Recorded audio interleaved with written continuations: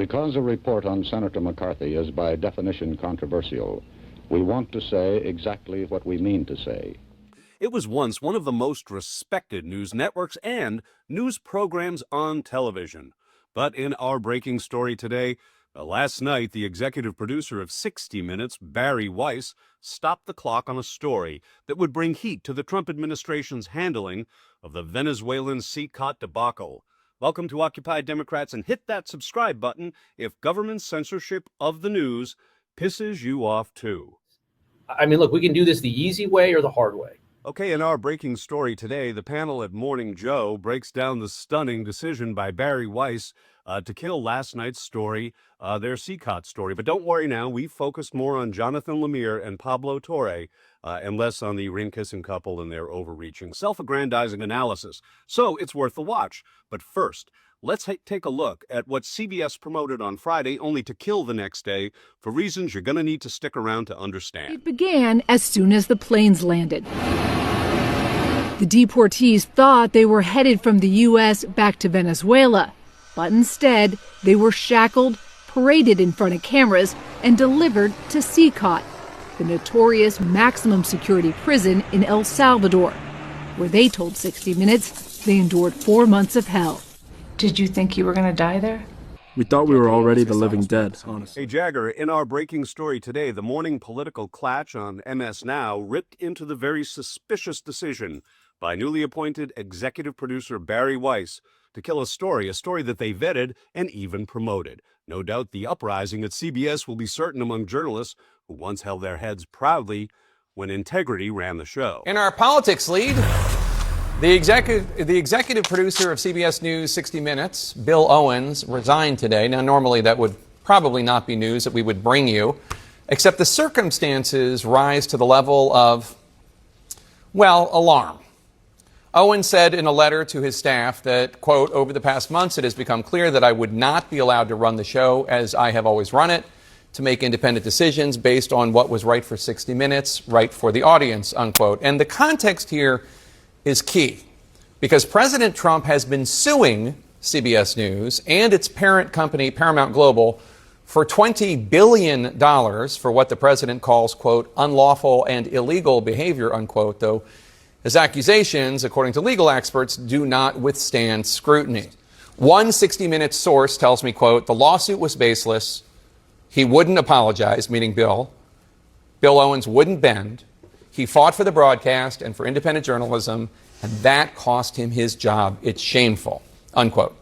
A second 60 Minutes source tells me, quote, Bill has widespread support at 60. He's dedicated his life to CBS and the broadcast, and this was his last act of dedication to it. It's like a guy who has been battling for months against an attack, unable to defend the broadcast from inappropriate corporate influence.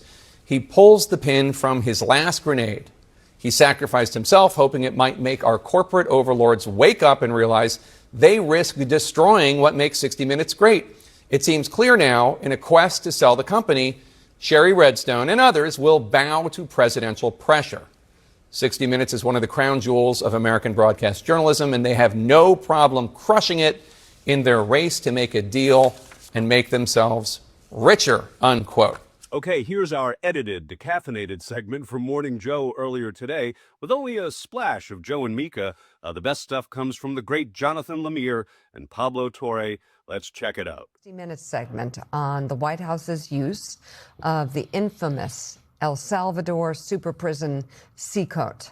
The decision was abruptly announced last night in this short social media post. The final call to shelve the report, for now, reportedly came from newly installed CBS News editor-in-chief Barry Weiss.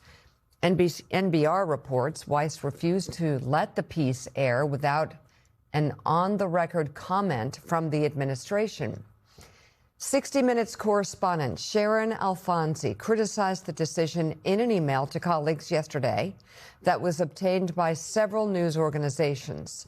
She said her team had reached out to the administration for comment several times and said the call to hold the story was, quote, not an editorial decision. It is a political one. Weiss responded in a statement, writing in part, holding stories that aren't ready for whatever reason, that they lack sufficient context, say, or that they are missing critical voices happens every day in every newsroom. I look forward to airing this important piece when it's ready. This story is promoted on Friday, and then it is spiked on Saturday because the White House decides they're not going to give a comment. That's never stopped an article before where you go, we reached out to the White House, they refused to offer comment. That line features in a number of the stories that I write.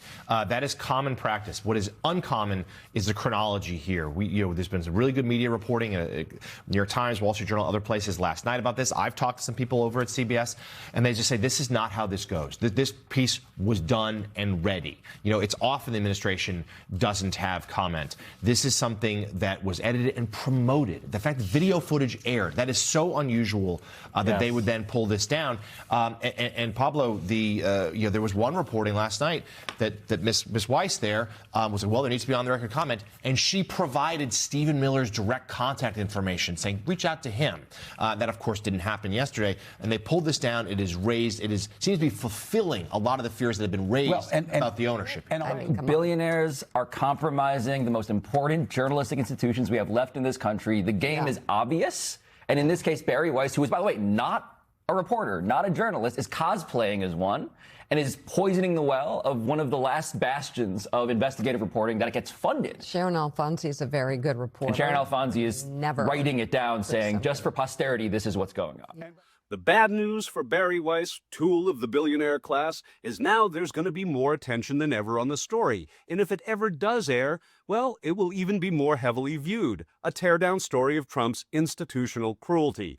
Well, that would be your executive blunder, Barry. Now, will there be a mass departure of the decent journalists over there at CBS? Time will tell.